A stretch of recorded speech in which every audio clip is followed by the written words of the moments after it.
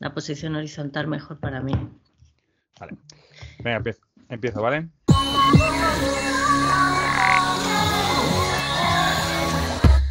Hola y bienvenidos a Cierra el libro al salir, un podcast de literatura en el que hablan los libros, las personas que los leen y las personas que los escriben. Yo soy Fernando Vicente y por suerte para todas vosotras no estoy solo en esta aventura, sino que me acompaña la poeta que lo dio todo en carnaval y ahora paga las consecuencias, Ana Vidal. ¿Qué tal, Ana? Hola, pues bueno, he estado mejor.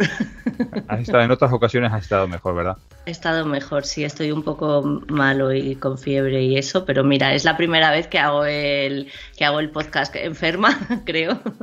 Así que bueno, que se vea que aquí lo damos todo.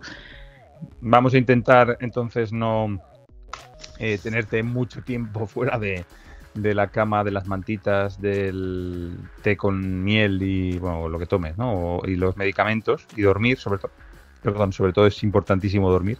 Sí. Y pues cuéntanos qué vamos a tener hoy. Venga, vamos a empezar ya. Pues sí, te voy a contar qué vamos a tener hoy.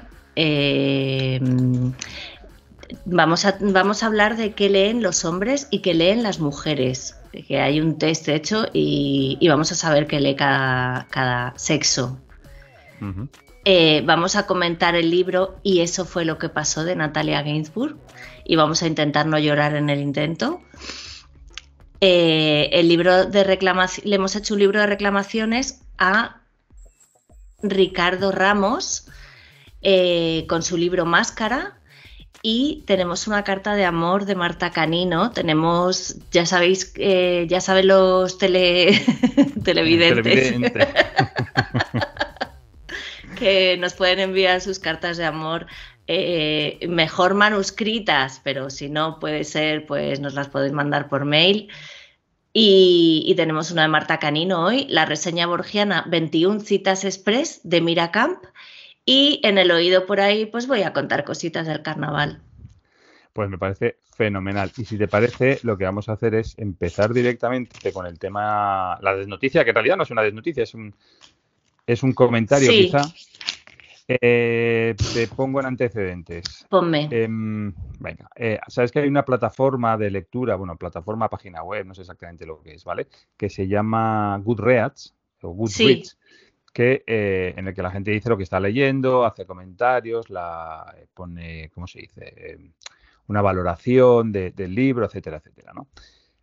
Bueno, pues unos investigadores en el año 2017, a ver, esto que vamos a hablar es una investigación que, claro, es solamente sobre los datos de Goodreads y en ese año. Es decir, no podemos extraer conclusiones mucho más allá de eso, pero no deja de ser interesante los datos que da, ¿vale? Bueno, pues un investigador lo que tomó fueron datos de Goodreads en función del género, o es género o sexo, no lo sé, declarado por el usuario. Vamos a dejar ese debate, vamos a dejarlo fuera, pero vamos, yo diría sexo. Vale, pues en función del sexo declarado por el usuario, ¿qué leía, ¿no? Entonces era hombres, mujeres, aquí no han puesto otro tipo de clasificación, ¿vale? Y la verdad es que aparentemente, vamos a poner un pantallazo del gráfico que estamos manejando, es bastante diferente lo que leen, pues eso, hombres o mujeres. A mí me ha sorprendido bastante. A mí me sorprende mucho que lean mucho más las mujeres. Sí, leen mucho más las mujeres en general. Yo creo que sí, pero yo creo que en España también pasa eso, ¿eh? Yo no sé si leen mucho más las mujeres o a lo mejor las mujeres contestan más este tipo de encuestas. ¿Tú crees? Sí, no sé. No lo sé. Yo conozco muchas mujeres que leen y muchos hombres que leen, entonces no te sé decir. O sea, de hecho, la mayoría de gente que conozco, aunque mucha no, lee. Que eso está muy bien, ¿no? Porque me rodeo de personas que leen, a las que no leen, no les dirijo la palabra. No sé, no estoy segura, pero pienso que a lo mejor las mujeres se dejan, pues luego, no sé, no tengo ni idea de por qué esta diferencia tan brutal. Claro. Aquí, lo digo porque vais a ver, vamos a estar comentando esto, hay una barra azul que representa a los hombres, una barra naranja que representa a las mujeres. Cuando en un determinado género sale de una manera u otra, por ejemplo, quizá el género, la barra más grande corresponde a las mujeres en el género romance histórico. Eso no significa que sea el género más leído. Significa que es ahí lo que estamos viendo es el porcentaje de hombres y porcentaje de mujeres. A lo mejor género de romance histórico es un tipo de género muy poco leído, pero es mayoritariamente leído por las mujeres. Eso es lo que significan los gráficos, ¿vale? Para que no los interpretemos mal. Pues es bastante curioso porque aparentemente, y según estos datos, el género romance en sus distintas variedades es mayoritariamente femenino. Hay un poquito porcentaje de mujeres, mientras que el género filosofía es mayoritariamente masculino. Que nos vamos al otro extremo, a la parte de arriba del gráfico que os hemos mostrado. Yo te voy a decir que leo más filosofía que romance. Sí, claro. Y yo probablemente no leo nada de filosofía. Pues yo sí que me he leído unos cuantos libros de filosofía y tengo empezado alguno y ensayos también me gusta leer y en cambio de romance, a ver, muchos libros, es que muchas novelas tienen romance, pero no son novelas exclusivamente de romance, ¿no? Yo me imagino que se refiere a libros tipo Corín Tellado y Descendientes, ¿no? Sí, no, sí, yo entiendo que se refieren a eso, porque evidentemente, como tú dices, tú coges la novela Un amor de Sara Mesa y contiene romance. Claro, podemos clasificarlo en romance también. Claro. Pues si vamos de arriba abajo, pues vemos que filosofía es masculino, en teoría. Cómics, sí, es masculino, pero fíjate, en mi casa, bueno, yo soy minoría sexual en mi casa, son todas mujeres, y mis hijas leen mucho manga. Yo también leo cómic. Pues yo leo de todo. Y sin embargo, no, pero yo también leo de todo, pero yo sin embargo cómic, ¿no? Y mis hijas sí, es curioso. Yo pues estoy al contrario. Deberías leerte alguna, no digo manga a lo mejor, que es, bueno, sí, bueno, ¿por qué no? Pero alguna novela gráfica y eso sí que está bien, Paco Roca o por decir alguien así conocido, pero... Tú me regalaste una vez uno de un vampiro, no recuerdo, además recuerdo, o sea, los dibujos. Creo que la editorial es Fulgencio Pimentel. Era un vampiro y era una historia de un vampiro y tal. Y yo recuerdo el vampiro, los dibujos los recuerdo perfectamente, el tipo, la novela, la recuerdo. No recuerdo muy bien la historia y no recuerdo el autor, la verdad, ni el título. Pero la tengo guardada por ahí. Novelas gráficas también son mayoritariamente masculinas, pero ya la mujer se va acercando. El que, según esto, es exactamente igual de hombre y de mujer es ciencia ficción. Bueno, interesante. Es curioso.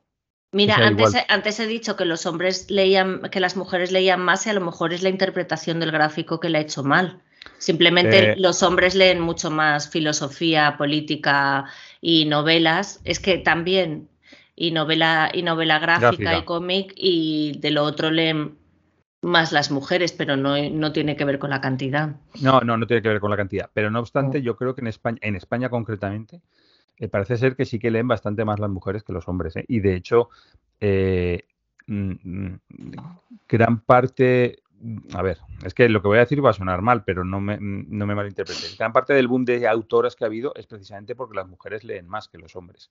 No quiero decir que sea eso, sino que las editoriales, que durante mucho tiempo han estado obviando a las mujeres, ¿vale? Apartando a las mujeres de su catálogo, de repente se han dado cuenta que hay mucha mujer leyendo. Y entonces han empezado a sacar muchas autoras que a lo mejor hace 20 años no hubieran sacado, ¿vale? Es un tema más comercial, me refiero, desde el punto de vista de la editorial, no por calidad, no por nada de eso.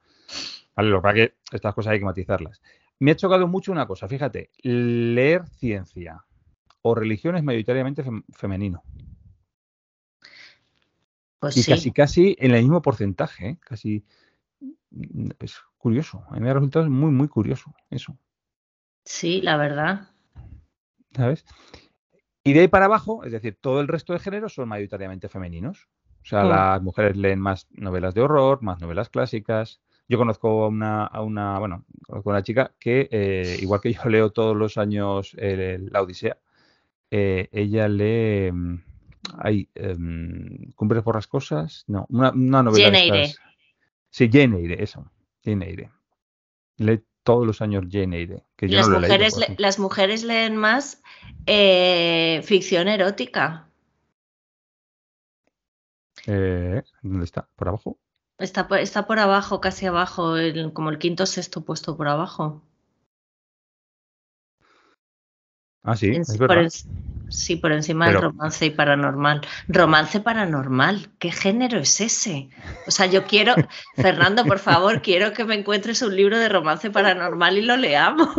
pero vamos a Porque ver, no hemos perdona, leído todavía romance paranormal, o sí hemos leído y no nos hemos porque, dado cuenta. porque viste la película, era Ghost, Romance Sí. Paranormal es Ghost, ya viste la película, por eso no te has leído el libro, ¿sabes? Luego también es curioso que, por ejemplo, los libros de cocina son femeninos. Y sin embargo, en mi caso es al revés, el que yo tengo bastantes libros de cocina en casa y casi todos los he comprado yo y los suelo mirar Yo de vez en tengo, cuando. yo tengo dos, uno que le compré a una amiga que es ilustrado por ella y tal y con recetas de su abuela, pero el que más he usado en mi vida ha sido el 1080, que lo tienen todas las mujeres de mi familia. Podríamos hacer un día hablar del 1080, hacer Pues a mí la una receta de albóndiga. Pues sí, Mira, oye, pues muy interesante esto, sí, dime. mira, lo que te iba a decir es que fíjate, esto es curioso. Novela gráfica es mayoritariamente, no por mucha diferencia, pero es mayoritariamente masculina. Pero manga, que está un poquito por abajo, por la mitad, es femenino, Fíjate, ¿sabes? mi hijo también lee manga. Luego hay otra cosa que es bastante curiosa, que también leen casi todas las, bueno, que mayoritariamente femenino es el romance, o sea, romance macho, romance gay, lo leen, lo leen mujeres, está O también sea, por la parte de abajo. no sé, yo sinceramente creo que esta lista A ver, yo no creo es que muy está, fiable. Es que las bueno, encuestas son fiables, las encuestas. ¿A ti te han encuestado alguna vez? no, Bueno, a no, mí la sí verdad que es me que han no. encuestado alguna vez y digo, bueno, pues vale, tendré que fiarme un poco, pero el otro día había una encuesta de los autores más famosos de la historia, Ujú. hecha por el muy interesante, y no estaban ni Shakespeare ni Cervantes. Y dices, a ver, es que y luego yo empecé a decir, pues me falta tal, porque no me fijé que eran los más famosos y pensé que era como los mejores. Por supuesto, la primera mujer aparecía en el puesto 18 y no había un montón de mujeres, por ejemplo, Natalia Ginsburg, Toni Morrison, yo qué sé, es que no había casi mujeres, ¿no? Estaba alguna de las hermanas Bronte, algo así, ¿no? Y, y empecé a citar mujeres que me faltaban y luego dije, famosos, digo, entonces me falta Belén Esteban, ¿sabes? Porque es que vamos a ver, o sea, que son autores famosos y si partimos de que no están ni Shakespeare ni Cervantes, la encuesta me parece cero fiable, ¿sabes? Entonces Sí. aquí este gay lo lean mujeres, me parece como que la encuesta pierde un poquito de fiabilidad. Porque puede Sí. ser, a ver, que estén muy, muy interesadas en el romance gay, pero... No sé, es verdad, a ver, y luego ¿sabes lo que pasa que yo le veo a esta encuesta? Es que ha fraccionado tanto los géneros que Sí, pierde, porque tú me dijeras, mira, biografías, filosofía, matemáticas, o ciencia, novela e historia. Bueno, pues puede ser interesante, pero fracciona tanto, o sea, no, romance gay, vale. sí, romance hay varios tipos, romance paranormal, romance contemporáneo, romance histórico, romance a secas, o sea, en romance a secas entonces está todo, ¿no? Claro. Ujú. Romance MM, como has dicho, y en cambio romance FF no hay. No, no lo he visto. O sea, no hay romance lésbico o es que ya no lo lee absolutamente nadie ese, a nadie le interesa. Debe ser eso, no No sé. lo veo, no lo veo. Luego no hay libros sobre escritura, Ya, que ahí es deberían verdad. salir solo escritores y no escritores que lo leen. Mm. Yo leo Bueno, muchos libros sobre escritura, ¿eh? mm, yo a partir de esta lista lo único que te digo es que quiero leer un romance paranormal. Por favor, que me encuentres uno. Vale, buscaremos uno para leerlo y lo comentamos en otro programa. Bueno, ¿qué libro nos vamos a contar hoy, Ana? Pues nos vamos a contar, espérate que lo voy a sacar un momento. Y eso fue lo que, espero que salga derecho porque yo lo veo al revés en la cámara. Y eso fue lo que pasó de Natalia Ginsburg. Vale, voy a hacer Sí, una pequeña, brevísima, rapidísima biografía. biografía, ¿vale? De Natalia. Sí, Bueno, es italiana, evidentemente, venía de una siciliana. familia en Palermo, nació, sí, siciliana. Venía de una familia de origen judío, pero no practicante, ¿vale? Eran laicos, ella tuvo una educación no religiosa, ¿vale? Y sus padres, que era profesor universitario, era un luchador antifascista y bueno, ella nació en el año 1914, eligió su padre un mal momento para ser, bueno, un mal momento para ser antifascista, no, sino que simplemente, pues bueno, pues ya sabemos lo que pasó entre 1915 y 1945. Entonces, eso le generó muchos problemas en su vida, porque a su padre le quitaron la cátedra. Luego ella con 24 años más o menos se casó con Leone Ginsburg, que es de donde cogió ella el apellido, que era un intelectual antifascista de origen ruso, que también era profesor de literatura, que fundó una editorial que se llamaba Einaudi, y fue amigo de César de Pavese, Carlo Levi, bueno, y en Einaudi esta fue la editorial que siempre publicó a la propia Natalia Ginzburg, ¿vale? La editorial que fundó su marido y que dirigió su marido. Lo que ocurre es que por la lucha antifascista, pues el gobierno italiano de Mussolini lo desterró a las montañas, a él y a su familia, en 1940, ya al comenzar la Segunda Guerra Mundial. Allí tendrían 3 hijos. En 1943, Mussolini cae, ¿vale? El rey Víctor Manuel II fuerza que, pues eso, ¿no? Que Mussolini caiga del gobierno y los alemanes entran en Italia. Entonces, las SS detienen al marido de Natalia Ginzburg, a Leon Ginzburg, lo torturan en una cárcel romana y muere por las torturas y muere. Y en 1945, pues claro, se acaba la Segunda Guerra Mundial con la caída de los 2 gobiernos fascistas, el alemán y el italiano. Y Natalia Ginzburg ya vive en Roma y aunque había publicado una novela antes, en 1930 o algo así, justo después de la Segunda Guerra Mundial, publica la novela de la que vamos a hablar ahora, en 1947, y eso fue lo que pasó, ¿no? Que fue una novela que ganó varios premios y quizá la que le dio la fama. Y a partir de ahí, bueno, pues siguió escribiendo, se volvió a casar, se fue a vivir a Londres, siguió publicando novelas. Y luego más tarde, casi en los 80 ya, intervino en política y por el Partido Comunista Italiano, fue al Parlamento, bueno, en fin. Pero la parte que nos interesa a nosotros, que es más de la que vamos a hablar, es esta de la Segunda Guerra Mundial, la que acaba en el 47, que es cuando ella publica este libro, y eso fue lo que pasó. Esa es muy rápida la biografía de Natalia. Y eso fue lo que pasó, ¿no? Con Natalia Ginzburg. Y eso fue lo que pasó. Vale, ¿de qué va, Natalia? Y eso fue lo que pasó. Además, pues bueno, empieza directamente, creo que está bien si hay 2 cosas importantes y es que es el prólogo, tiene un prólogo de Italo Calvino y otra introducción propia de Natalia Ginzburg en la que cuenta ella misma que estaba muy cansada y muy triste cuando escribió esta historia y dice: no se trataba de que yo estuviese intentando ser menos feliz escribiendo aquella historia, sino sencillamente intentaba llegar a escribir algo a pesar de mi infelicidad y sin haberme curado, escribir sin dejar que mi infelicidad enturbiara e hiciera enfermar las cosas que escribía. Aunque para llegar a ese punto es necesario que la infelicidad no sea en nosotros una pregunta lacrimosa y llena de ansiedad, sino una conciencia absoluta, inexorable y mortal. Eso me parece bastante interesante y también todo lo que dice del cansancio que tenía, que escribió la historia casi sin signos de puntuación y luego le añadió algunos porque poner signos de puntuación era como dar pasos. Bueno, la novela empieza así. Yo le dije, dime la verdad, y él me contestó, ¿qué verdad? Dibujó algo a toda prisa en su cuaderno y me lo enseñó. Un tren largo, muy largo, con una gran nube de humo negro y él asomándose por la ventanilla y saludando con un pañuelo. Le pegué un tiro entre los ojos. Así empieza esta novela. Así de directa y sin concesiones comienza la novela. Respecto a lo que has dicho de la introducción de la propia Natalia Ginzburg en la novela, claro, lo que es que muchas veces tenemos la tendencia a pensar que cuando un escritor está pasando un mal momento y tal, la escritura es una salida.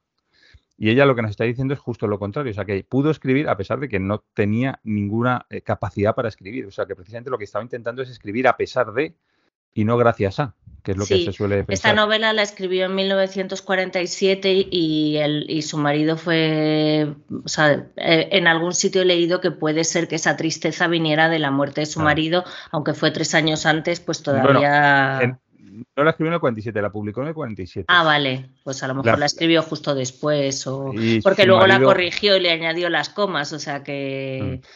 Ten en cuenta que su marido me parece que murió en el 44. En el 45, en abril, se acabó la Segunda Guerra Mundial, creo, no sé si es abril. Agosto en Japón se acabó, pero yo creo que en Europa acabó antes, que sería por pues eso, abril o por ahí. Igual fue muy justo, y ella se puso a trabajar en la editorial que había fundado su marido, en Eidenau, o no sé cómo he dicho que se llamaba, justo después de la Segunda Guerra Mundial, ¿vale? Entonces se puso a trabajar allí. Con lo cual, probablemente la escribió justo, bueno, pues con el duelo, ¿vale? Eso también tiene un problema, bueno, ahora hablaremos de la novela, ¿no? Que te piensas que muchas de las cosas y del dolor que siente contra el que en la novela es el marido de la protagonista, ¿no? Pudiera ser contra su propio marido, ¿no? Pero yo tampoco tengo tanto conocimiento de cómo era la relación entre ambos y qué pasó como para saber si realmente eso fue así o no. Si realmente el personaje que aparece en la novela tiene reflejos y detalles del que fue su marido. A mí me gustaría decir una cosa, y ahora nos ponemos con la novela, porque tú has leído un poquito de la introducción de la propia Natalia Ginzburg a su novela, y voy a leer yo del prólogo de Italo Calvino, que también es un autor que ya sabes que a mí me gusta mucho, que dice, y esta es la primera frase del prólogo: Natalia Ginzburg es la única mujer sobre la faz de la Tierra. El resto son hombres. Yo creo que aquí se refería a mujer escritora, pero bueno. Y dice: durante generaciones y generaciones, lo único que han hecho las mujeres de la Tierra ha sido esperar y sufrir. Esperaban que alguien las amara, se casara con ellas, las convirtiera en madre y las traicionara. Y lo mismo sucedía con sus protagonistas. Natalia es también una mujer fuerte. Quiero decir, una escritora fuerte, y se trata de una condena que pesa sobre sus libros, como también la resignación a un peso que me he quedado colgado. Como también la resignación a un peso que no sea ligera, con ese lenguaje suyo tan piadoso o emotivo, o evasivo. Ni siquiera hay en ella una pizca del femenino abandono a las sensaciones. Natalia Ginzburg, y esto lo he subrayado porque me parece muy importante, Natalia Ginzburg cree en las cosas, en los objetos que consigue arrancarle al vacío del universo, bigotes o botones. Y eso es muy importante, porque si te fijas lo que está diciendo ahí, bien, iba a decir Américo Vespucio, Italo Calvino, lo que está diciendo Italo Calvino es que no es las hermanas Bronte, ¿vale? Que no es una escritora femenina hablando de sensaciones. Es una escritora femenina, evidentemente, porque es mujer, hablando de objetos. O sea, de una literatura concreta que se puede tocar, que se puede oler, que se puede levantar, que tiene peso, ¿no? Y sí que es cierto que luego leyendo la novela, es una novelita muy corta, por cierto, para que la quiera leer, que se lee nada en una tarde. Tú vas leyendo cómo escribe Natalia Ginzburg, los pasitos que da, que has dicho tú, y sí que es una literatura de eso, de objetos que se pueden tocar y que se repiten además y que está repitiendo muchas veces en la novela. Sí, pero yo creo que también tiene sensaciones bastante potentes, además. Sí, pero no etéreas. No, etéreas no, es que es todo como que te remite a sensaciones que has podido sentir, ¿no? No, sí, y sí. Sí. O sea, la respuesta a mi parlamento es sí. Sí, no me gusta que hayas elegido esto de Italo Calvino, porque yo también iba a decirlo y lo has dicho tú y está muy bien. Bueno, para hablar de la novela, a partir de que ella pega un tiro a su marido, la historia, digamos que rebobina hasta el momento en el que ella se va a la ciudad y conoce a este marido, a Alberto, creo que Alberto se llama. Ay, Dios mío. Hay un dato interesante en esta historia, y es que todos los personajes tienen nombre menos ella, y yo juraría que su hija tampoco tiene nombre, que la llaman la niña todo el rato, pero no estoy segura de si en algún momento dicen un nombre. el caso es que ella no tiene nombre y esto es interesante, ¿no? Porque la protagonista la protagonista realmente desaparece debajo del marido, ¿no? Además habla de sí misma como que no es muy agraciada, que no iba a encontrar a otra persona, que tal, conoce a este hombre, él no se enamora de ella, pero está enamorado de otra persona, pero aún así decide casarse con ella pensando que si lo hacen bien, que total, que hay tantos matrimonios que no se quieren, que qué más da uno más, ¿no? Y ella dice que sí, es un poco su sentencia, si no de muerte, sí que es una condena, ¿no? El estar casada con ese hombre que hace que poco a poco va desapareciendo hasta llegar a que su vida esté entrando y saliendo de una caja de zinc, esa caja de zinc, qué importancia tiene, ¿no? También, que la mentira, la ocultación, todo esto y cómo la mujer espera que las cosas cambien en algún momento y como las cosas no cambian, acaba cambiando ella. ¿No? Se llama Alberto, sí, que lo he mirado. Es verdad, es que el único personaje que no tiene nombre es la esposa, la narradora, en primera persona, la hija, porque el resto, la amante, la persona esa de la que está enamorado Alberto, pues tiene nombre, el Giovanna, amigo, Francesca. Francesco, la chica de la limpieza, la que les ayuda en casa también. Sí.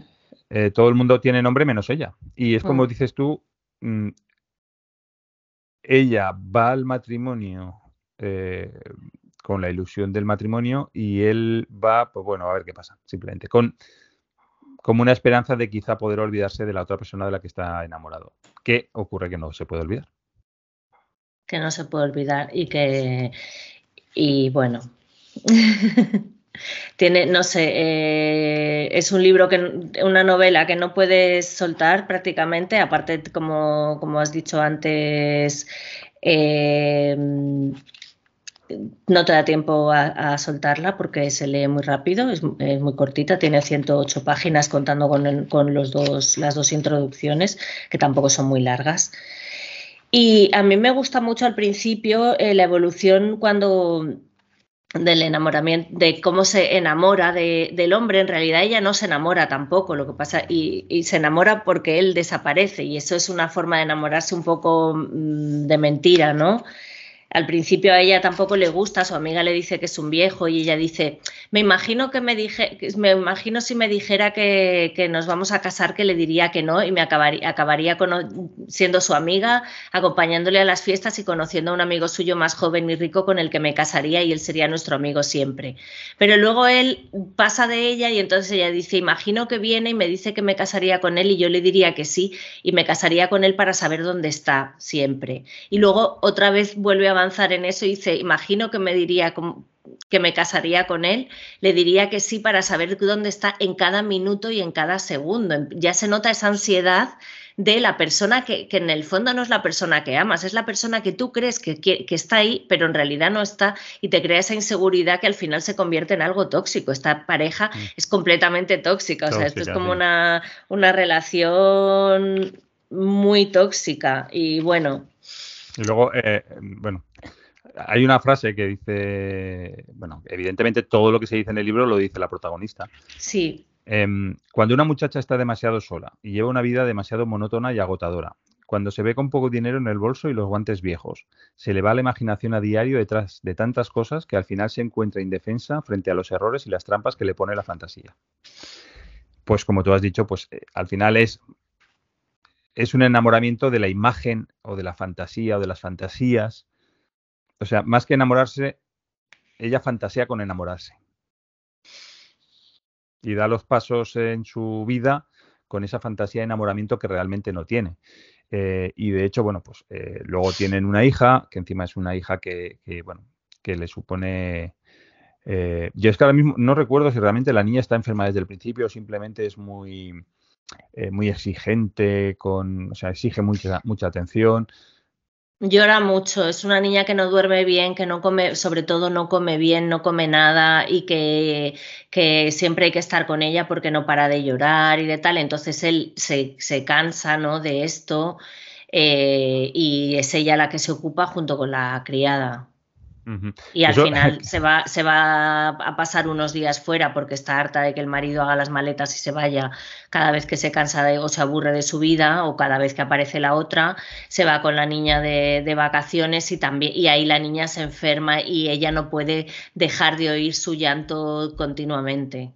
sí, bueno, de vez en cuando ella con la niña va a ver a sus padres, porque sus padres no viven en Roma, viven en otro sitio. Es curioso que es exactamente lo mismo que pasa en la película Cinco Lobitos, que ha estado recientemente nominada a premios Goya. Pues es exactamente lo mismo que pasa en Cinco Lobitos, exactamente lo mismo. Solo que en Cinco Lobitos el marido desaparece bueno, el marido o la pareja desaparece por motivos de trabajo, y aquí realmente no sabes por qué desaparece. Él dice que se va de trabajo, o simplemente dice que es que se va pues porque le apetece irse a pasar un mes por ahí, a ver cosas, y desaparece. Bueno, él siempre miente o más que mentir no da ninguna explicación, y Sí. entonces ella lo integra o porque le dice que se va con un amigo y un día se encuentra con el amigo por la calle y se da cuenta de que le está mintiendo y de que se va con otra persona. Y poco a poco, o es la sensación, quiero decir, ella que ha dado todos sus pasos, que toda su vida ha sido siguiendo una fantasía, esa fantasía va desapareciendo y se va dando cuenta de lo que hay, o sea, de realmente está casado, y sobre todo a raíz bueno, sabéis que aquí hacemos spoiler de todo, o sea, que si no queréis saber más, pues cortáis.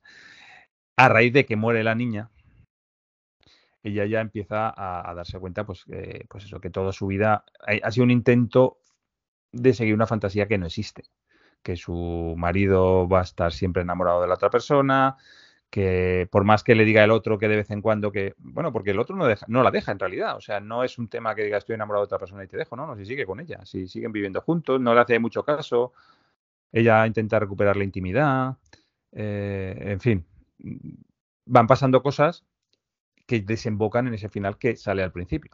Sí, es interesante el tema de la pistola porque la pistola aparece también más o menos cuando ya están viviendo en la casa.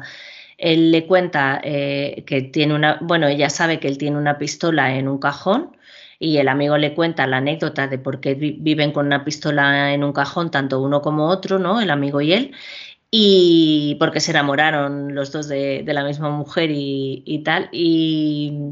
Y esa pistola está muy presente, pero ella no tiene en ningún momento acceso a la pistola. Entonces todo el tiempo piensas, ¿cómo lo hace para conseguir? Cada vez que aparece la pistola piensas, ¿cómo lo hace para pegarle un tiro? ¿No? Porque sabes que esa es la pistola, de alguna manera. Es como, me gusta porque es la pistola de Chekhov, ¿no? La que se tiene que disparar en algún momento. Aquí, como ya la han disparado al principio de la historia y es todo un rebobinado, pues no te preocupas si la va a disparar o no, porque ya sabes que va a ocurrir. Y hay un momento en el que él abre esa puerta, que es su estudio, que siempre tenía cerrado a ella. Cuando se muere la hija cambian muchas cosas. El matrimonio, digamos que llega a un punto como de matrimonio ya, de hablar, de relacionarse, de tener una historia más, como más, ya ha pasado el enamoramiento, en este caso no ha habido, pero ya hay como una confianza, una complicidad, y ella tiene acceso a la pistola y cada vez ella está más despierta en cuanto a la relación que tiene hasta que finalmente pues termina. Bueno, y ya el detonante de todo esto, ya habiendo muerto la niña mucho tiempo después, es que la amante de su marido la visita. La visita pues para darle el pésame y para hablar con ella. Entonces ahí hay pues otro despertar, digamos, ¿no? De lo que hay y de porque ella tiene la visión de su marido que tiene ella, mientras que la amante le aporta la visión que tiene ella, la otra, ¿no? Entonces, yo creo que ese es el despertar, es el momento que ya la historia va hacia abajo, va ya hacia su desenlace, cuesta abajo, y que va a provocar eso. Cuando has leído al principio el párrafo este de que dime la verdad y el otro le contesta enseñándole un dibujo, se ve un tren muy largo, eso también es una cosa que es muy recurrente a lo largo de la historia. Mira, espera, que es que ha sacado la taza y yo también la tengo. Que hay una cosa muy recurrente, la pistola es una cosa recurrente, la caja de zinc de recuerdos, de cosas que guarda el marido también es recurrente, y otra historia recurrente es que el marido dibuja.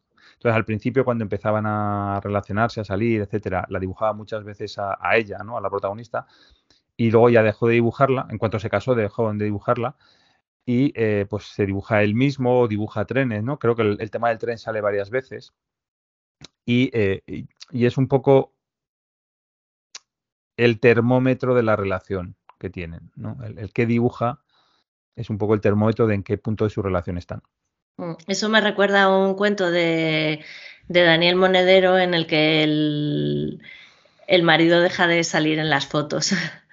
Él sabe que aquello hay un problema y simplemente empieza a salir así como cortado, cortado, hasta que ya no sale prácticamente en las fotos y ya no están las fotos. Y luego el tema de que no salga que no se nombre a la protagonista de la historia, que no tenga nombre, también pasa en Panza de Burro de Andrea Abreu. ¿Te acuerdas que también lo comentamos? Sí.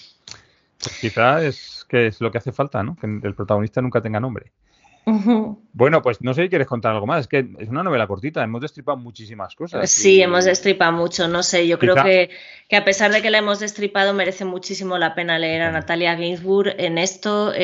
Yo tengo aquí 2 libros más, estoy leyendo Sagitario ahora porque me lo prestaron y digo, ya que estoy en racha, me lo termino, y Las pequeñas virtudes, que tiene cuentos, ensayos, pequeñas narraciones, y tiene una...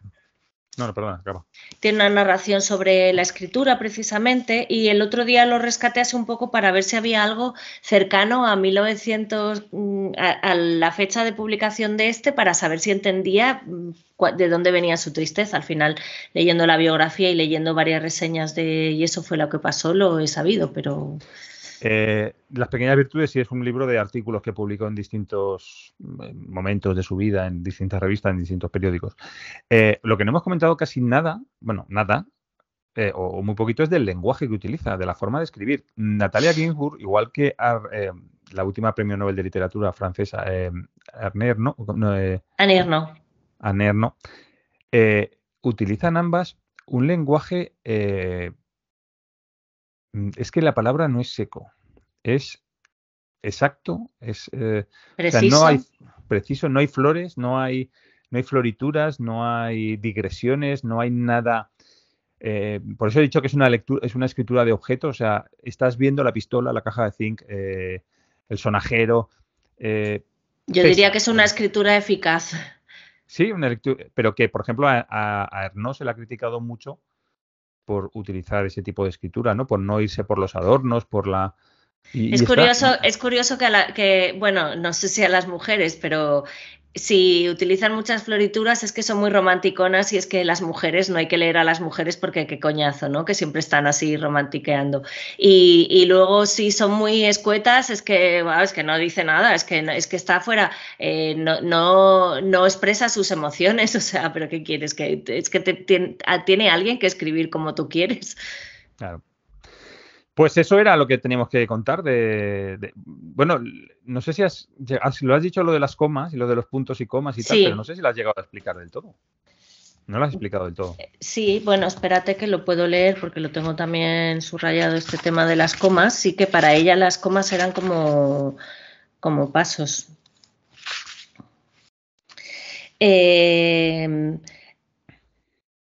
La novela que yo escribí era una novela sin puntos ni comas, no tenía ganas de ponérselas, y explico por qué. Las comas son como los pasos producen cansancio y yo no tenía ganas de cansarme, me sentía sin fuerzas y no quería cambiar sino sentarme y recostarme.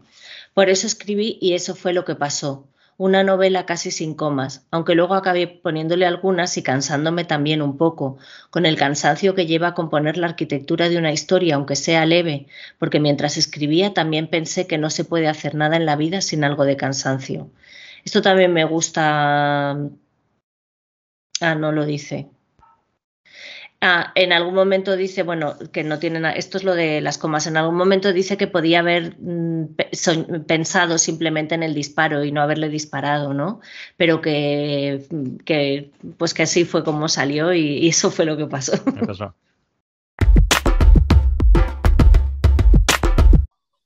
Pues hoy en nuestro libro de reclamaciones tenemos a Ricardo Ramos, que creo que es la primera vez que un autor, un paisano mío, está en este programa, porque creo que gente de Tenerife sí que de Tenerife, de Canarias y de La Palma hemos tenido, ¿no, Ana? ¿O no?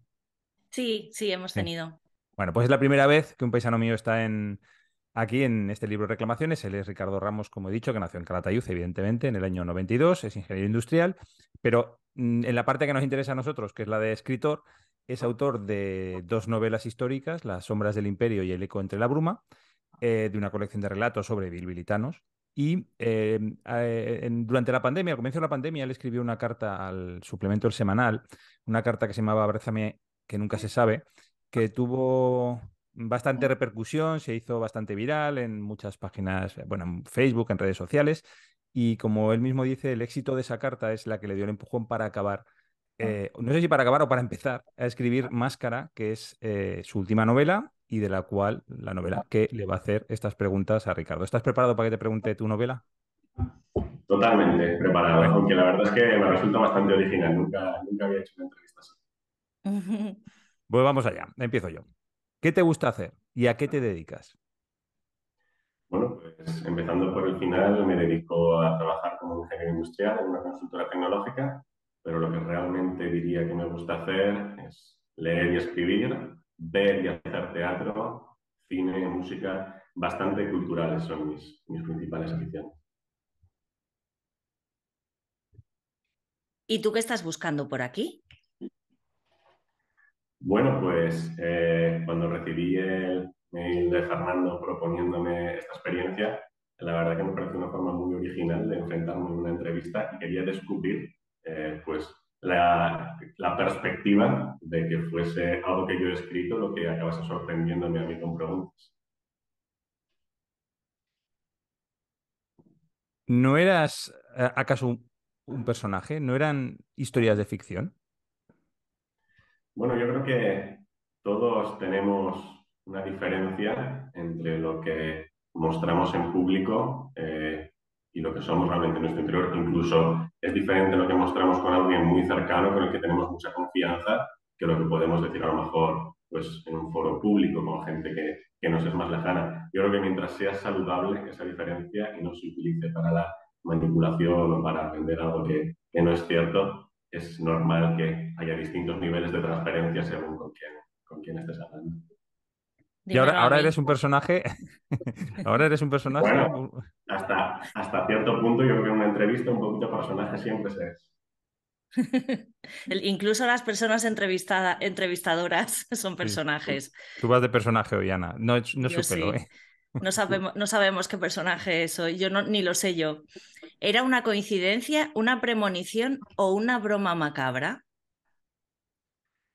Bueno, esto depende de a quién lo apliquemos, ¿no? Vamos a decir que, bueno, apliquémoslo a que estemos nosotros tres hoy aquí.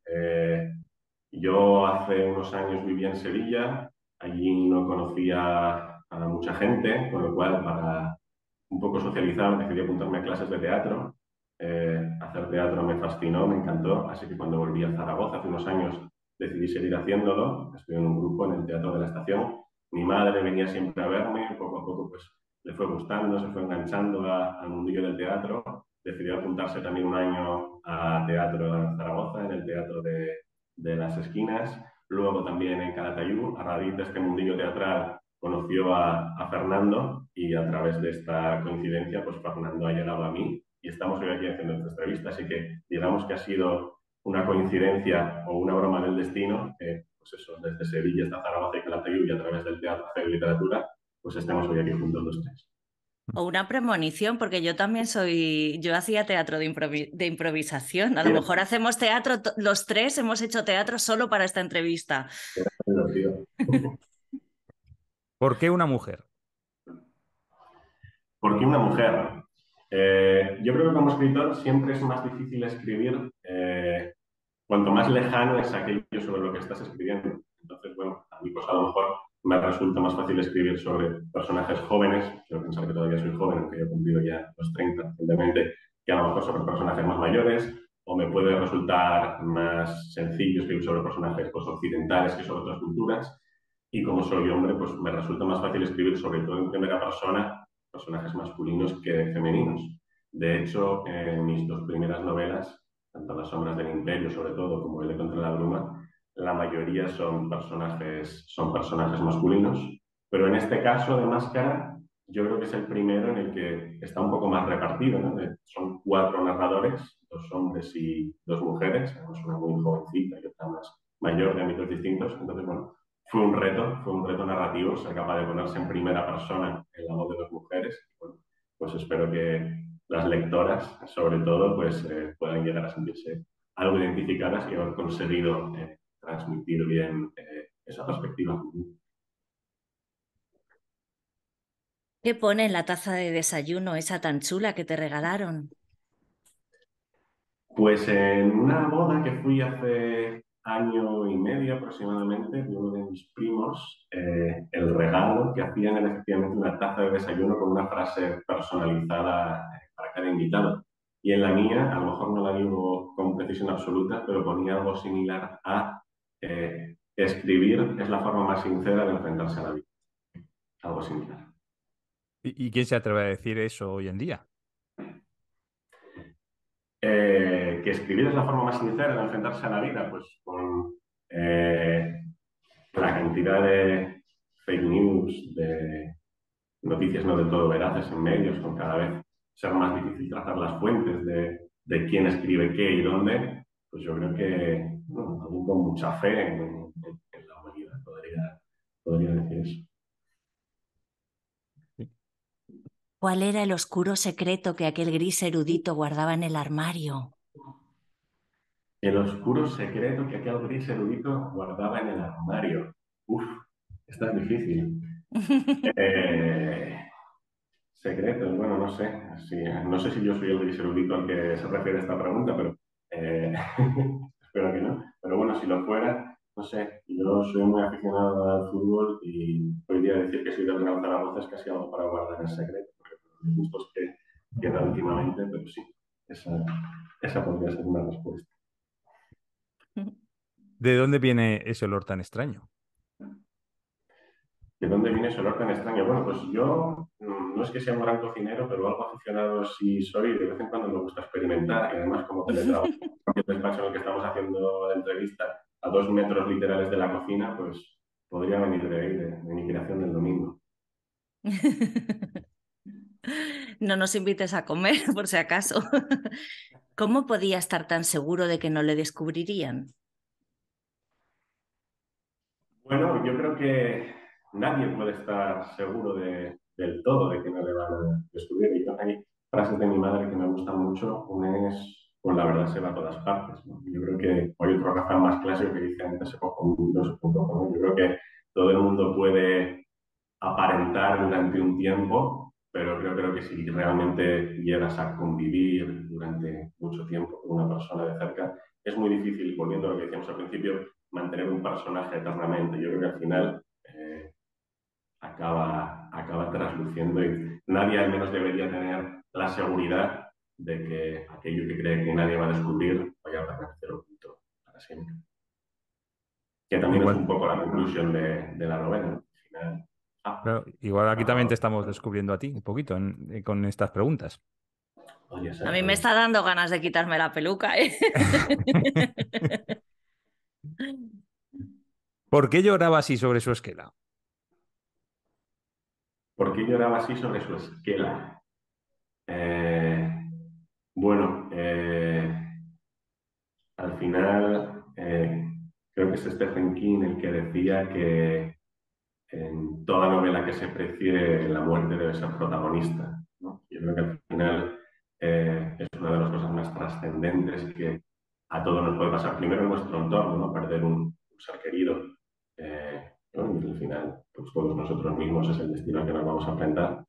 Entonces yo creo que como la ficción buena lo que busca es conocer a los personajes en sus situaciones que realmente les llevan al conflicto, pues por eso en este caso el personaje de la novela Santi, perder a su gran ser amado, a ese personaje del que estaba enamorado, pues cómo reacciona a esto nos permite conocerlo más de cerca.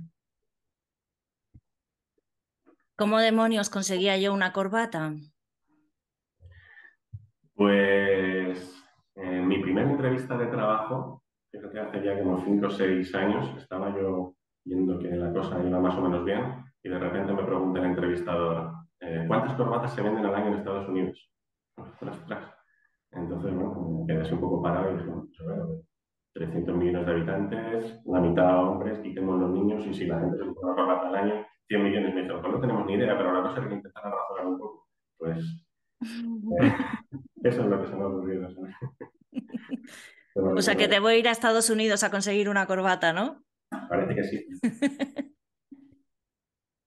Y ya para finalizar, porque ya estamos llegando al final, esto, piensa en tu mayor deseo, en tu mayor aspiración, en tu mayor, no sé, objetivo, ¿no? Y la pregunta es, porque es una pregunta que te hace tu libro, ¿te imaginas que vas ahora y te lo encuentras? Bueno, yo creo que las cosas, los logros, saben mejor cuando uno ha recorrido un camino hasta alcanzarlos. Creo que disfrutar el camino también es importante. Entonces, aunque a quien de primeras no le gustaría que eso que tanto quieres, que tanto deseas, de repente cayese del cielo, es como la gente que de repente le toca la lotería y su vida es peor de lo que era antes porque no saben reaccionar a ese cambio tan brusco de paradigma. Yo creo que los deseos es mejor ir cumpliéndolos poco a poco, que los objetivos es mejor que cuesten un tiempo, y que es importante no centrarse solo en la meta, sino disfrutar también del camino que se recorre hasta alcanzarlos. Bueno, pues Ricardo, hasta aquí estaban las preguntas que tu libro Máscara, que lo publicaste como hace 5 meses, 6 meses, noviembre del año pasado más o menos. Sí, noviembre del 22. Sí, pues unos 4 meses. Bueno, pues este libro que es muy jovencito, muy reciente, que todavía tiene mucho recorrido por delante, eso es lo que a su autor ha querido preguntar. Y nada más, y por nuestra parte, pues eso, darte otra vez las gracias por someterte a este interrogatorio un poquito sui generis y extraño. Sí. Y Pues muchísimas gracias a vosotros. imaginamos que ya estarás escribiendo la siguiente, pues te deseamos mucha suerte también para ella. Muchas Y gracias. que vayas cumpliendo deseos y Eso es. novelas. Igualmente, y nada, si cuando llegue quiere volver a entrevistarme, será un placer contestar a las preguntas del nuevo libro. Muy Muchísimas bien. gracias, Ricardo. Adiós. Adiós. Bueno, Chao. pues eso, muchas gracias. Cuando colguemos, esto te lo colgaremos en YouTube, ¿vale? Para que si lo quieres compartir, ¿vale? Esta entrevista. Y ya te mandaré un WhatsApp, un correo y te la pongo, ¿vale? Vale, oye, pues muchísimas gracias y ha sido muy Nada. divertido. Muy bien, adiós. Chao. Hasta luego, Adiós. adiós.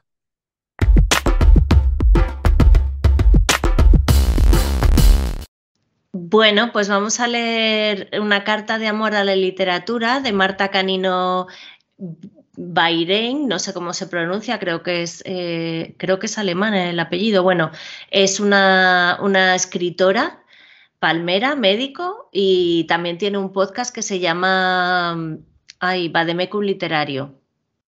Vale, me vas a perdonar, Marta, la voy a leer yo, probablemente leería con tu voz, quedaría mucho mejor, pero la voy a leer yo.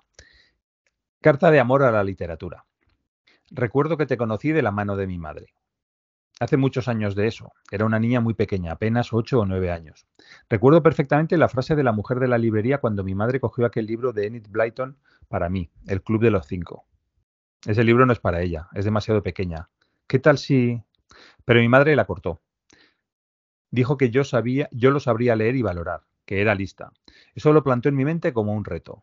Claro que podía leerlo. Y esa chica de la librería no me conocía de nada. Así fue. Me lo leí a mi ritmo y me encantó. Poco después fueron llegando otros libros de la misma colección a mis manos. Luego me hice socia de la biblioteca infantil a la que con todo su cariño me llevaba mi padre en su coche. Y así, hasta mis 36 años que tengo ahora. He seguido leyendo. Año tras año, mes tras mes, buceando entre palabras de otro tiempo, historias varias, frases que se te clavan en el corazón y otras que te dejan pensando durante días, frases de personas que viven y de otras que lo hicieron hace mucho tiempo. Pero ante todo, la literatura se constituye para mí como una puerta a la imaginación y al pensamiento. Para mí es libertad y me encanta. Gracias, libros. Gracias, autores. Y hasta aquí. Bueno, muchísimas gracias, Marta, y muchísimas gracias a todas las personas que están pensando escribir una carta tan bonita o a su manera, tan bonita como esta o a su propia manera, porque lo que sí es interesante es que no hay dos cartas iguales.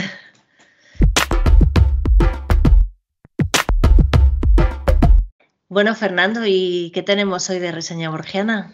Pues mira, hoy te voy a hablar de un libro que se llama 21 citas express de una autora que se llama Mayra Camp. Mayra Camp, o Mayra, que no sé si es un nombre verdadero o un seudónimo, porque en el género en el que ella escribe es habitual utilizar seudónimos, pues es una escritora de novela romántica. Antes que hemos estado hablando de novela ¿Paranormal? romántica, no lo sé si es paranormal, pero romántica por lo menos sí, que reside en Nueva York, concretamente en el barrio, en el distrito de Brooklyn. Parece ser, porque no es un género, como has visto, no es un género que los hombres leamos.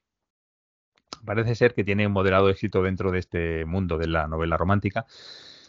Y además escribe en una revista de Brooklyn que, imitando al New Yorker, pues se llama el Brooklyner o The Brooklyner, ¿vale?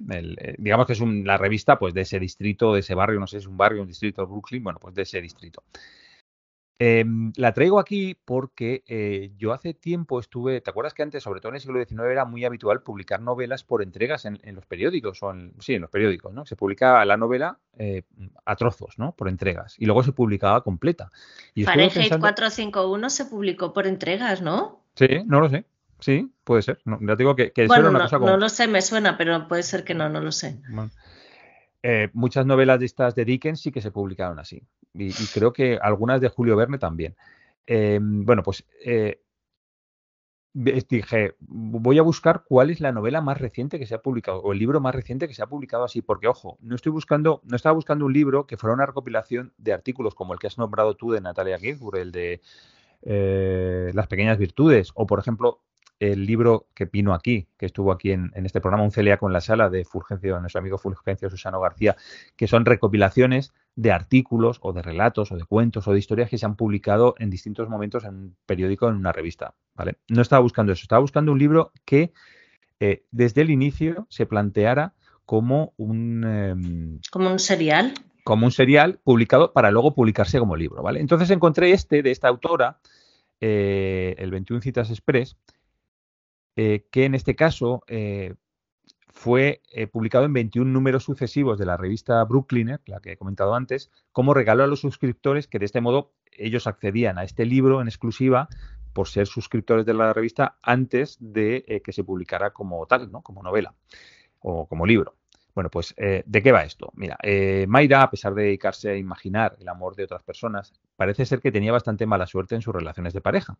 Así que decidió probar suerte en bares y en sitios de Brooklyn que organizaban citas express, de estas que te sientas, compartes mesa durante un cuarto de hora con otra persona. Bueno, quien dice compartir mesa puede ser estar sentados en un taburete, no lo sé, ¿no? Pero es compartir 10 minutos o 15 con otra persona, hablar durante esos 15 minutos y decidir al cabo de ese tiempo si deseas que tus datos de contactos le sean dados a la otra persona para tener otra relación, ¿no? Otra cita ya fuera de ese ambiente. Y si me estás preguntando si es como el programa de televisión este de las cenas, pues sí, exactamente eso es a lo que me refería, ¿vale? Pero sin cena, vamos, sin cena o no con cena, no lo sé. Mayra, lo que le daba miedo era decir a lo que se dedicaba por varias cosas. Uno, porque en un momento dado una persona que no fuera conveniente pudiera localizarla posteriormente sabiendo a lo que se dedicaba, ¿vale? Y luego, porque ella pensaba que si decía en esas citas que se dedicaba a escribir novela romántica, sus posibles parejas la vieran como, pues eso, ¿no? Como una romántica empedernida, que buscaba una relación idealizada de, pues eso, de señor con el torso musculado encima de un caballo blanco, en fin, ¿no? Y que pues no consiguiera ninguna segunda cita. Así que desde el principio de estas citas lo que empezó es a mentir. A mentir. Ella decía que era escritora, porque claro, no podía decir que era, yo qué sé, astronauta, ¿no? Ella decía que era escritora, pero mentía sobre lo que escribía. Entonces, además, ¿qué ocurría? Que ella luego se dio cuenta de una cosa. Si ella decía que escribía sobre matemáticas, podía ser que la otra persona fuera matemático.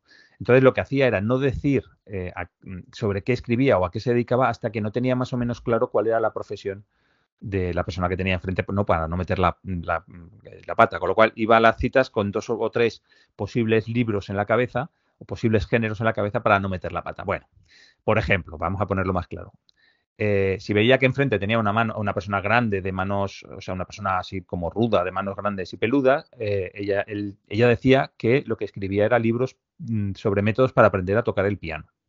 sospechando que ese libro no sería de su interés, ¿vale? Que el hombre no le preguntaría sobre ese tipo de libros, y así ella podría dedicarse más a intentar conocer a la persona, ¿no? A la persona que tenía enfrente. Así que, por ejemplo, si veía que la persona que tenía enfrente era un piltrafilla, pues le decía que se dedicaba a escribir libros sobre fitness. Y a cada hombre le contaba una cosa, que era escritora de novelas de ciencia ficción, redactora de la Enciclopedia Británica, que escribía manuales de funcionamientos de lavadoras. Entonces, este libro, que se publicó por entregas, cada capítulo recogía una de esas citas, ¿no? O sea, en cada uno recogía una cita y lo que le había contado a la otra persona, ¿no? Entonces, los capítulos se llamaban La escritora de enciclopedias, La escritora de esquelas, La escritora de términos de uso, y contaba el desarrollo de la cita. Bueno, más o menos, de las 20 primeras citas, más o menos la mitad, ella rechazó a los candidatos, ¿vale? De la otra mitad que no rechazó, la mitad, es decir, 5, la rechazaron a ella. Y solo le quedó 5 posibilidades de segunda citas con otras personas que no fueron en general bien. En una de ellas ocurrió que ella se le ocurrió decir que escribía mensajes para las tazas de Mr. Wonderful, y resultó que su pareja se dedicaba a lo mismo, pero en una empresa de la competencia. Bueno, fue bastante... Que su curioso. Pareja, o sea, iba gente con pareja. No, su pareja, la persona que tenía enfrente, su posible pareja... Ah, vale. Escribía en otra... Bueno, total, que tuvo 20 citas y le funcionaron muy mal. Pero en la última la tituló La escritora de novelas románticas. Entonces, ya cansada de ver que no funcionaba lo de mentir en las 20 citas anteriores, lo que hizo fue... decir la verdad. Decir la verdad. Y resultó que su pareja era un gran aficionado a esas novelas, de esa parte pequeñita que hemos visto abajo, que eran... pues le gustaban las novelas románticas, y de hecho la conocía sus libros y decía que era un fan de su obra. Y nada, y entonces la cita prosperó y fueron felices y comieron perdices, porque esto es una novela romántica y tenía que acabar así. Entonces, como has podido darte cuenta, esta escritora romántica que estaba escribiendo un libro no romántico, al final escribió una novela romántica, por entregas, pero no romántica igualmente. Y eso es el último libro. Pero me da la sensación, ¿no? Me gusta porque parece un ensayo, ¿no? Un estudio de algo, y al final acaba como una novela. Me recuerda al libro del León que leímos en el club de lectura, en el que está hablando de muchas cosas, pero al final termina como una novela, y eso te deja una muy buena sensación al final cuando te estás leyendo un ensayo o algún otro libro que no sabes muy bien qué tipo de libro es, y al final termina así redondo como una novela, y es como, qué bien. Y esto es lo que te voy a contar, la última novela por entregas que he encontrado. Seguro que habrá más en el futuro, pero de momento la última que me encantaría leerla, la verdad. ¿Tú has hecho citas de esas alguna vez? Bueno, Ana, ya que lo has dado todo en el carnaval, algo habrás oído. ¿Qué has oído por ahí? Pues mira, te voy a contar la sesión del club de lectura que tuvimos en carnaval, que bueno, pues leímos cuentos de carnaval para la sesión, aunque prácticamente no hablamos de ellos, porque también pedí a la gente que fueran disfrazados de algún personaje literario, y aunque luego los disfraces no fueron tan literarios, sí que fue bonito, ¿no? Como vernos ahí en el círculo nos sentamos así en círculo y ver a toda la gente disfrazada o con alguna máscara, o incluso hubo una disfrazada de Pasaba por aquí. Una chica que pasó por delante, vio a la gente disfrazada, vio una silla libre, entró y se sentó, y fue también como fue muy guay. Y entonces nada, le pedí a la gente que presentara el personaje que eran, porque claro, es muy literario el carnaval, porque al final es como una novela en la que cada persona tiene un personaje, ¿no? No habla de sí misma y puede contar su historia, ¿no? Se presentaran el personaje que eran y que me contaran alguna anécdota de carnaval.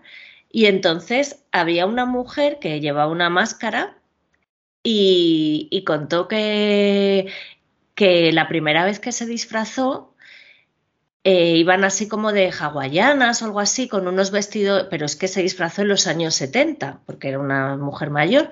Iban así con unos pantalones muy cortos, unas camisas anudadas en el algún collar y tal, y que les detuvo la policía. Y que entonces, a partir de entonces, pues que ya le había dado siempre miedo disfrazarse, que siempre le había dado un poco de apuro. Pues mientras estaba contando la anécdota, nosotros nos reunimos en una sala, en una biblioteca que está a pie de calle y dejamos la puerta abierta para que haya ventilación. Pues mientras ella estaba contando su anécdota, se paró un coche de policía en la puerta. Y digo, o sea, no, le digo, y claro que tienes miedo, ahí está la policía y miramos y está la policía allí. Y... Ha venido a buscarte. Sí, y digo, claro, es que no me extraña que tengas miedo, ¿no? Y nada, sigue contando la gente y tal, ¿no? Y entonces se para, o sea, siguen contando y había una Catrina, ¿no? Así con el disfraz de todos los muertos mexicanos y tal, con la cara pintada de Catrina, las flores, aquí unos pedazos rosas preciosas, estaba guapísima, un vestido de flores, y empieza a contar su personaje, por qué, no sé qué, y mientras lo está contando, está todo el rato haciendo así porque tiene una mosca alrededor. Y digo, sí, claro que estás muerta, si es que lo tienes, o sea, estás venido con la mosca, ¿sabes? Y era una sensación de que todo, incluso yo iba disfrazada tenía unas alas de mariposa y me había pintado con la cara como una china, con los ojos así rasgados y el pintalabios así como solo la parte del centro, así tipo geisha, aunque no tenía polvos blancos y no lo pude así mejorar tanto. Y unas alas de mariposa, iba disfrazada del sueño de Chuang Tzu, que no sabía si era él que soñaba con una mariposa o una mariposa que había soñado que era Chuang Tzu. Y estaba empezando a tener fiebre. Y entonces tenía realmente me costaba ver a la gente, tenía como que enfocarles, pensé que me tenía que graduar la vista, o sea, veía todo como si fuera un sueño, de verdad. Estaba soñando. De verdad, o sea, estaba como en la fiebre del sueño, no sé si la fiebre real o la del sueño, o sea, imagínate. No sabía si eras una mariposa o soñando con Ana o Ana soñando con una mariposa. Sí, y luego también hubo algo y luego había algo muy bonito, y es que había dos mujeres así también mayores, tampoco son muy mayores, pero pues rondan los 60 y tantos o algo así.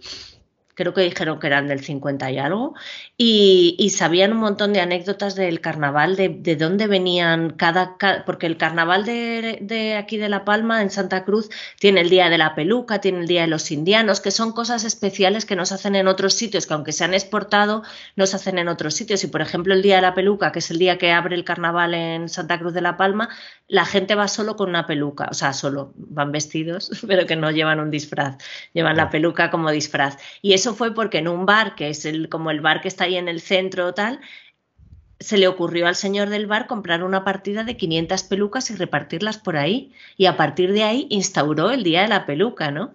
Y bueno, fue muy bonito también escuchar ahí las tradiciones carnavaleras de verdad, ¿no? Como la historia del propio carnaval de la ciudad en el club de lectura del ayuntamiento, pues fue como un encuentro muy guay. Y muy real, muy real. Bueno, pues aquí hemos llegado en nuestro capítulo 51. 51. Esta vez estamos 51. Con tu edad. Sí, ahora estamos con mi edad. Y vamos a ser muy breves porque Ana está deseando volver a la cama y a tomarse un ibuprofeno, a quien le agradecemos todas las cosas que pasan. En primer lugar, yo te lo agradezco a ti por seguir mes tras mes conmigo. Y además de a ti, ¿a quién más le tenemos que agradecer las cosas? Yo te lo agradezco a ti porque estemos los dos vivos y haciendo esto, sí. Porque me siento un poco moribunda. Pues mira, se lo agradecemos, no me olvide a nadie, a Jara y Alejandra, a Jara por las cortinillas, a Alejandra por sus reseñas piratas. Dile que esperamos una reseña pirata para primavera, por favor. Sí. Se lo agradecemos a Charles Matuszewski por la maravillosa música y las cortinillas del podcast. Se lo agradecemos a Ana Nuria Corral por el logo. Se lo agradecemos a Elvira Barrios por la traducción sincronizada. Y ay Dios, nos queda. Y se lo agradecemos hoy a Marta Canino con mucho cariño, porque gracias por tu preciosa carta. Qué bien que tu madre dijo que eras una niña lista, porque realmente es una persona muy inteligente, lo es. Y os recomendamos su podcast, Vademecum Literario. Y nada, Fernando, muchas gracias a ti. ¿Y se nos olvida algo? A la gente que nos... sí, que muchas nos lee. gracias a todas las personas que nos escucha o que nos ve y que nos pone likes y nos comparte en las redes sociales. Esperamos vuestras cartas de amor a la literatura y a los libros, nos encantan. Sí, además yo he hecho muchas gracias a la gente que nos lee, cual tiene mucho mérito porque no nos lee nadie. Sí, agradezco a Natalia Ginsburg por todo lo que me ha dado este mes. No, adiós. Bueno, cierra el libro al salir. Cierra.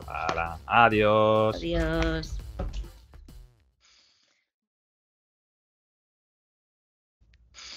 Bueno. Vete a la cama. A la cama no, me voy a ir al sofá, pero vamos, más o menos. Ay, bueno, pues. Besito, adiós. Chao. ¿Para de grabar?